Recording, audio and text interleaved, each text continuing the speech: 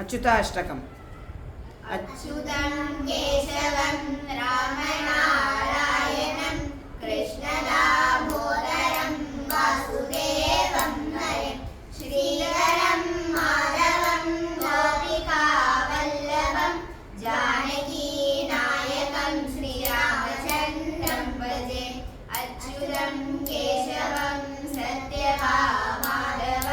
माधवं श्रीधरं राधिकाराधिकम् इंदिरामन्दिरं चेतसा सुन्दरं देवकी नन्दनं नन्दजं सन्दते विष्णवे जिष्णवे चङ्किने चक्रिणे रुक्मिणी रागिणे जानकी जानये वल्लभी वल्लभायार्चितायात्मने कंसवे कंसिने वंसिने ते नमः।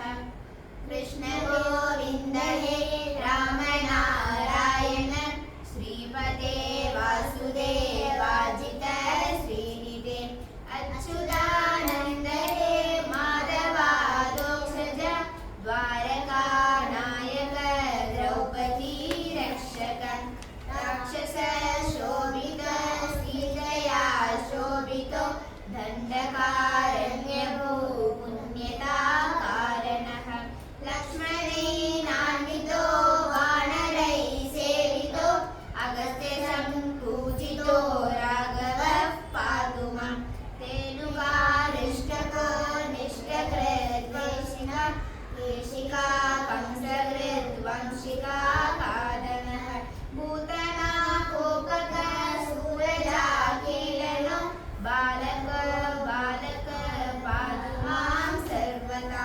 विद्युदोद्योतवत् सत्पुरश्वासनं द्रारुडं रोलसत् विग्रहं मन्यया मायया शोभितो रस्तलं लोहिताभ्यं पारिजातं सम्भजे लक्ष्मणे कुञ्चितैर्कुन्तलैर् कुञ्चितैर्कुन्तलैर्भ्राजमानाननं रत्नमौलिं लसत् कुण्डलं कण्डयोः मार्गेयूरकं कङ्कणप्रोज्वलं किङ्किणीमञ्जुलं श्यामलं तं भजे।